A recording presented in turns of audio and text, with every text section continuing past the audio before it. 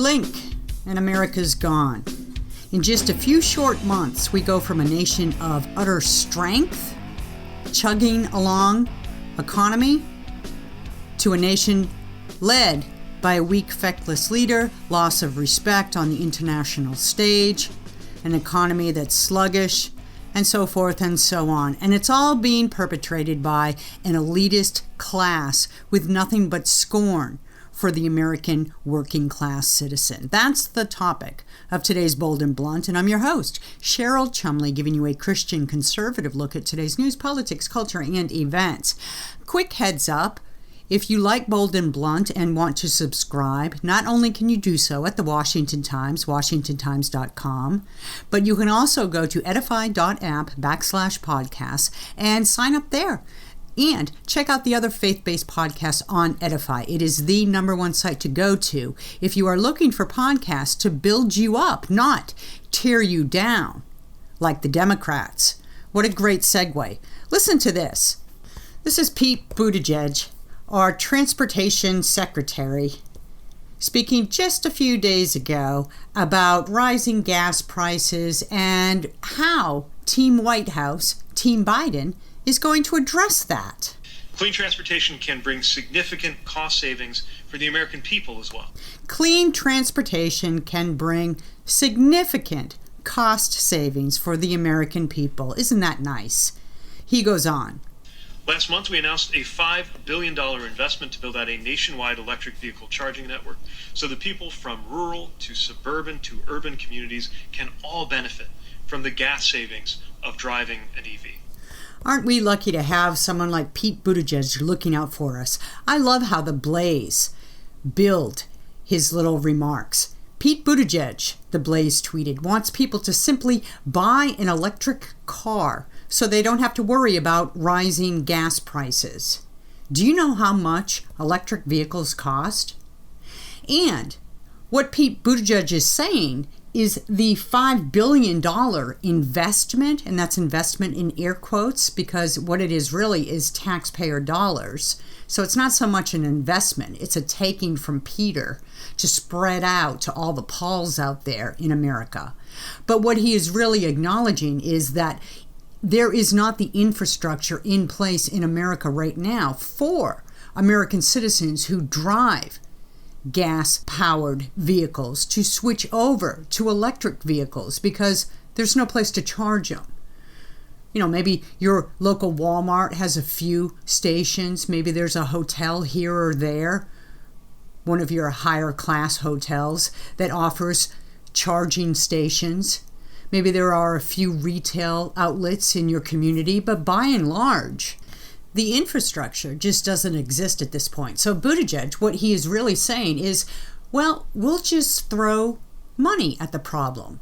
We'll just throw $5 billion worth of taxpayer money at the problem, and we'll build this network. Well, let's just look at what that really is. It's a redistribution of wealth, right? It's taking from taxpayer dollars. It's taking from the pool of tax dollars the government collects from hardworking Americans, and it's throwing it at an issue that the left has wanted to bring to fruition in this country, around the world for that matter, for a very, very long time. And it's this whole concept called renewable energy, clean energy, energy sources that do not emit any type of pollutant at all. And that sounds lovely. It sounds grand. It sounds excellent. It sounds like, wow, that's something that we as humans should aspire to. Let's keep our planet clean, right? I'm all for that. But let's not do it in a way that creates a class society, a tier of citizens, a group of Americans who can afford to drive versus the group of Americans who cannot afford to drive. This from CNBC in December of 2021. The average transaction price for an electric vehicle is $56,437, according to Kelley Blue Book, roughly $10,000 higher than the overall industry average of $46,329 that includes gas and electric vehicles. In terms of pricing, here's the money quote, an EV, electric vehicle, is equivalent to an entry-level luxury car. Well, guess what? Not every American citizen can afford a luxury car, entry-level or not. A lot of American citizens have to drive pieces of crap, right? Because that's all they can afford. Most American citizens, in fact, who have reached adulthood, can recall, with various levels of fondness, their first cars that maybe made it down the road to the mechanic shop with oil spilling out, creating a little pathway all down the road, or that engine light that wouldn't go out no matter what, or the heating system that wouldn't work. Most Americans grow up having lousy first cars, right? It's like your first job. It stinks. You don't want to do that for life.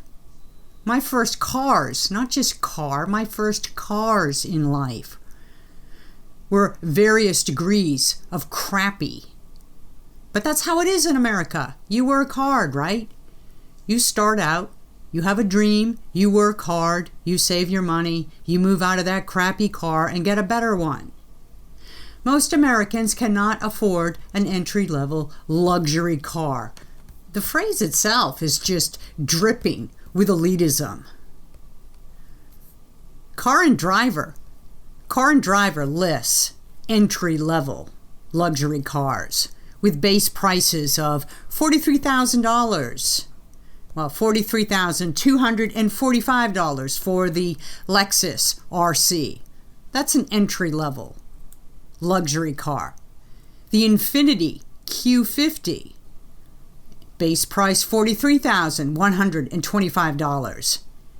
Entry-level luxury. The Cadillac CT5, base price $38,490. There's a bargain. The Lexus IS, entry-level luxury at $40,075. The Audi A5, base price $45,545 for the coupe. If you want the cabriolet, you have to pay $51,754 for that vehicle. It's entry-level, though. Don't worry about it. You can afford it. The Audi A4, base price $40,145, entry-level luxury. And it goes on and on. But look, the common denominator here is, wow, that's a lot of money if you're a 20-year-old starting out, right? Or you're a 22-year-old college graduate.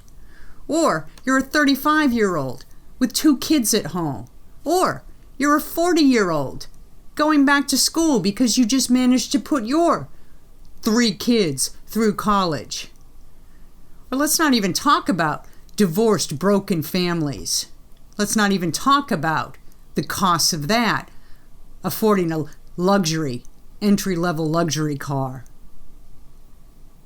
This type of thinking is the elitism of the left. And it's not just on the left, right? Republicans have it too, let's be fair.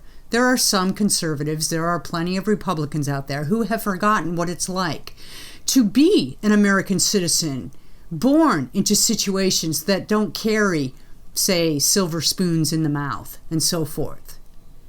But by and large, it's the left, it's the Democrat Party, it's the globalists, it's the elitists in the bureaucracy that thinks nothing of saying, hey, let's take tax dollars and build $5 billion worth of electric vehicle charging stations, and then all American citizens can go out and buy an electric vehicle. And they can do it at a price that is simply luxury entry level, not a big deal. It's this type of thinking that has the Democrat Party really moving from its once upon a time mission to be the voice of the hardworking blue-collar union member into representing those very small segments of population that are born into wealth, that have an attitude that they know better than everybody else, that are born into privilege, and that want nothing to do with we the peons in America who work for a living, but simply think they're better, know better, and want to rule over the rest.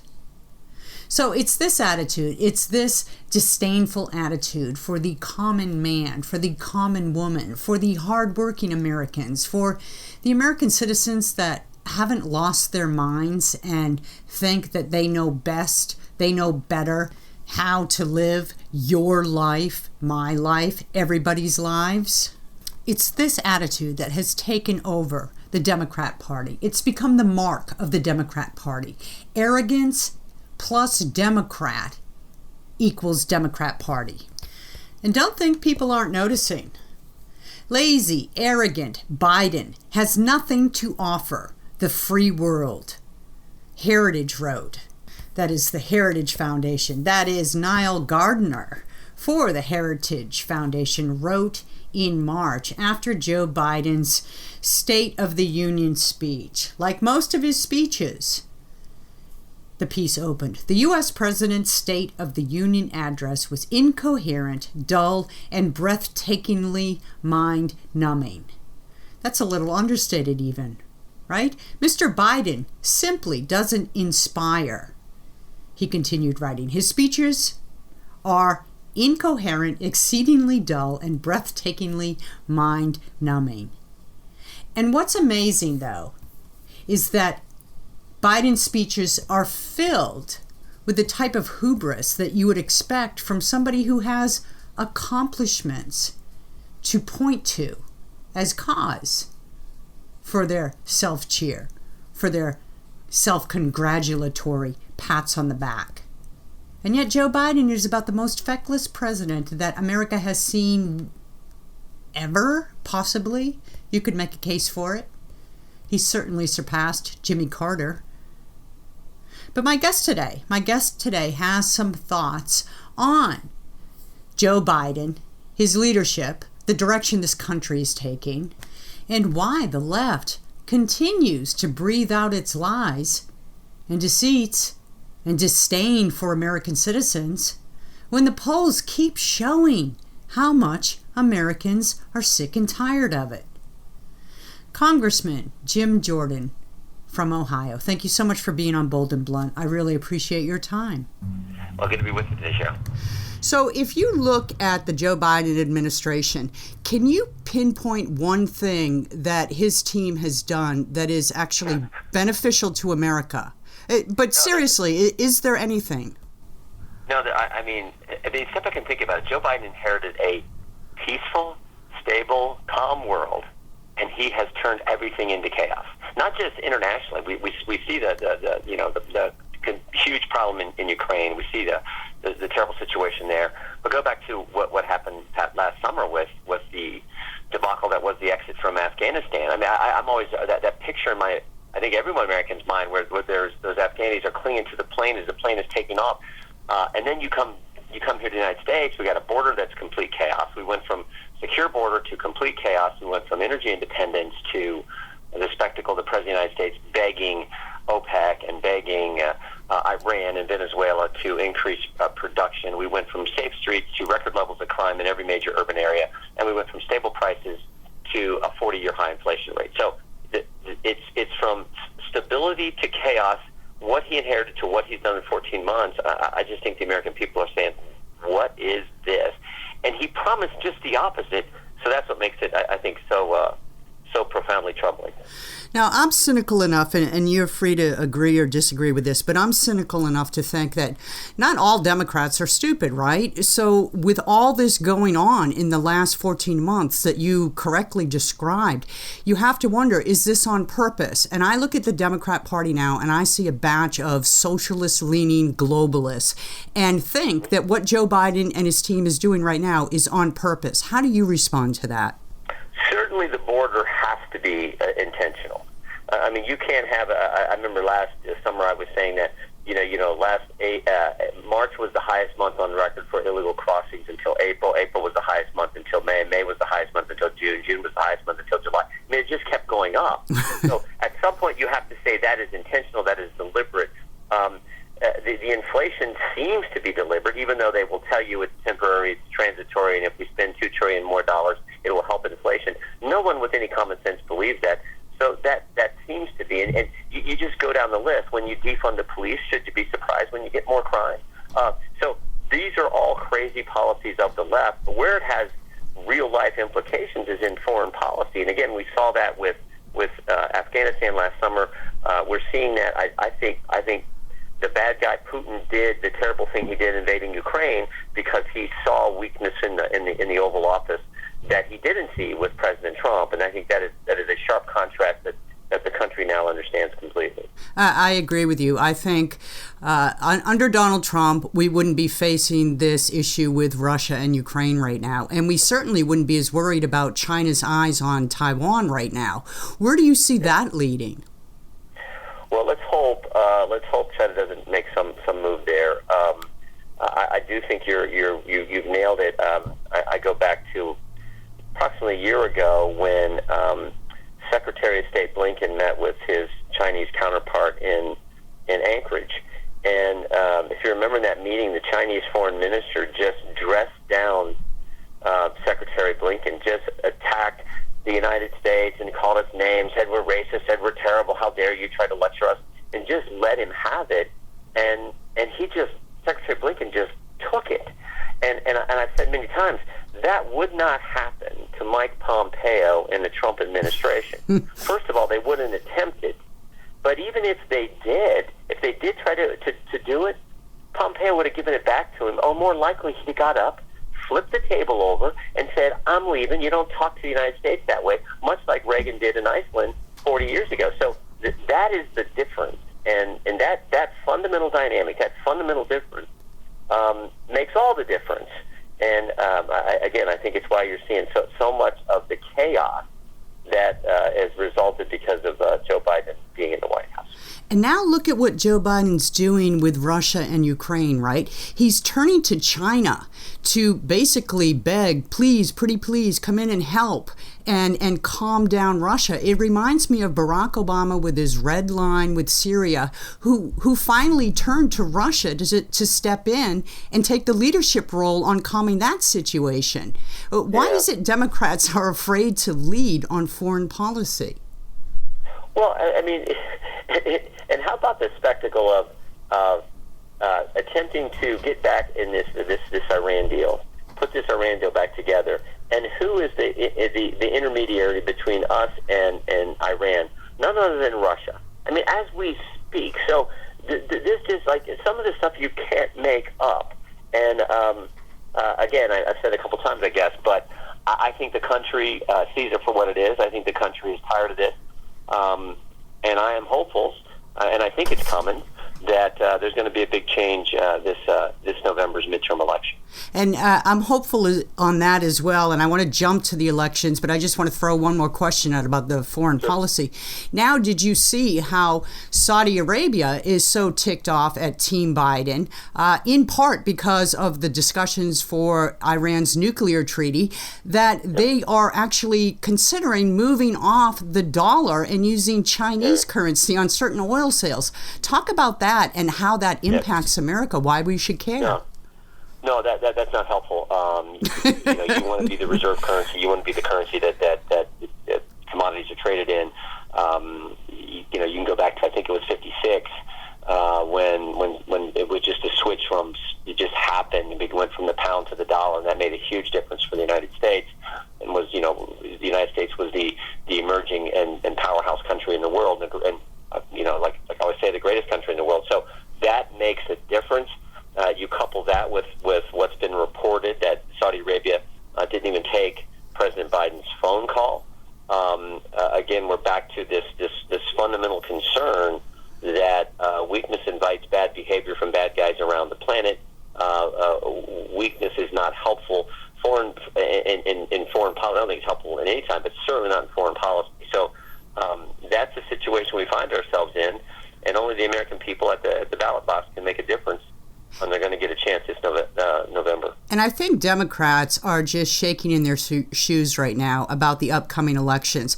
Everywhere you look, every poll out there, even through the mainstream and left-leaning media, puts Republicans winning in these midterms. Do you predict a clean sweep? Well, look, I learned a long time ago, my background's in athletics and sport of wrestling. You never want to be overconfident, right? But it's good to be confident. And when you're confident, you campaign the right way. You go work hard like you need to. You take the message to the American people. You explain what's going on. I think that's how we have to attack this. But I do feel good about our chances. I really do, because you saw what happened in Virginia. It started with a handful of moms at a school board meeting, and pretty soon it was a few more moms, and then some dads got involved, and the next thing you know, Glenn Youngkin's governor of a blue state, and then a couple weeks after that, you had 12 brave jurors in Kenosha, Wisconsin, with a mob outside the courthouse. They did the right thing. They stuck to the truth, to the facts. They followed due process, and they reached a decision. So I think the country is there. I always put faith in the American people. So let's go campaign confidently, and let's see how it goes. But I do feel good about it. I think the winds are at Republicans' backs right now because the Democrats don't want to admit failure on anything. I mean, look at what's going on with inflation right now, and it's just staring them right in the face. And they want to take the tact of telling us that inflation is actually a sign of a good economy. Yeah, no, deep down they want $8 gas. And understand, when you have bad energy policy and energy costs go up, that's going to drive inflation as well as the ridiculous spending. Those two things coupled together are why we have a 40-year high inflation.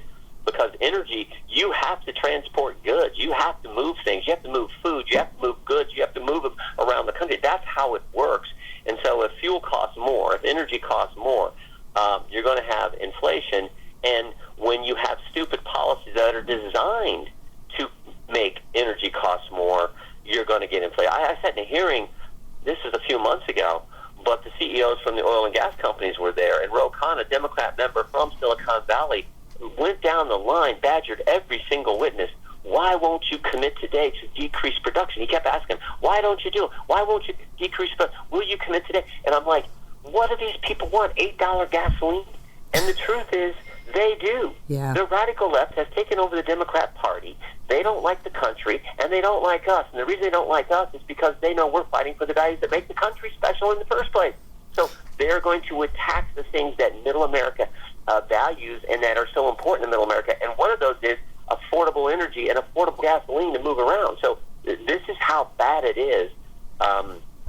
It's crazy policies, but this, we're back to kind of where you asked before, Show. This is deliberate. They want they want to put oil and gas out of business. They don't like the internal combustion engine. This is what they're going to do. Yeah, and you know what? When you look at inflation and what makes the headlines, right, is always about the gas prices and rising food prices, which is important. But what's not discussed are the packaging, right? When you go to, I don't know who does the shopping in your household, but in my household, I do most of the food shopping.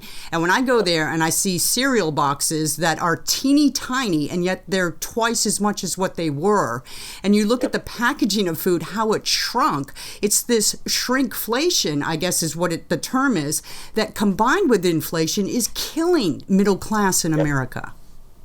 Yep, sure is. It sure is. And again, it's driven by the stupid policies of the left. A part of it's also the disdain they have for middle America. Yes. Remember just last week, Pete Buttigieg says, well, if you don't like $4 and $5 gas, buy an electric vehicle.